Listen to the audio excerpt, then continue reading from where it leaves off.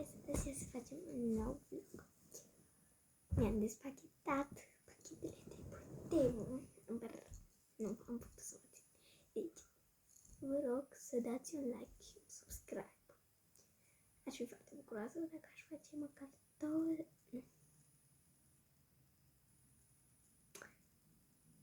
Dacă facem maxim 40, am escat 30. Vă rog. Ok, deci începem cu un antistres. Avem aici un cup de gheață. Uite, dacă îl faceți așa, o să face el singur. E foarte fain. Mie îmi place. E foarte fain, mie îmi place. Așa, aici avem de la numărate de frații mei. Da. Ăsta e capacul. L-am băgat eu aici, să știți. Și ăsta e o întreg așa. Bam. Și avem aici un de ăsta, nu știu dacă știți de ăștia. Sunt mișcători și foarte drăguți. Dacă vreți și voi unul, scrieți pe Temu.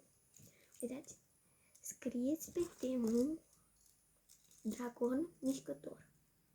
Jucărie dragon mișcător. Așa, uitați.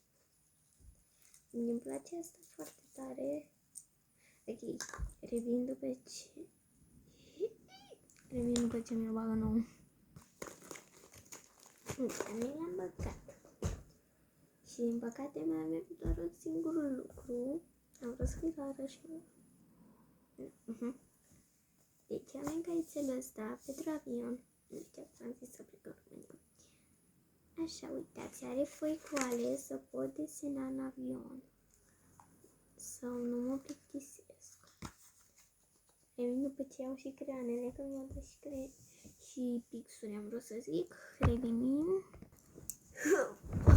Am venit. Deci, n-au gumă, sunt pixuri de-astea mici. Mi-a dat două. Nu știu ce să fac cu două. Eu sunt doar una. Ok, să vedem cum scrie.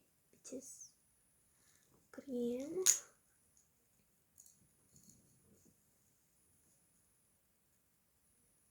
Scrie nec.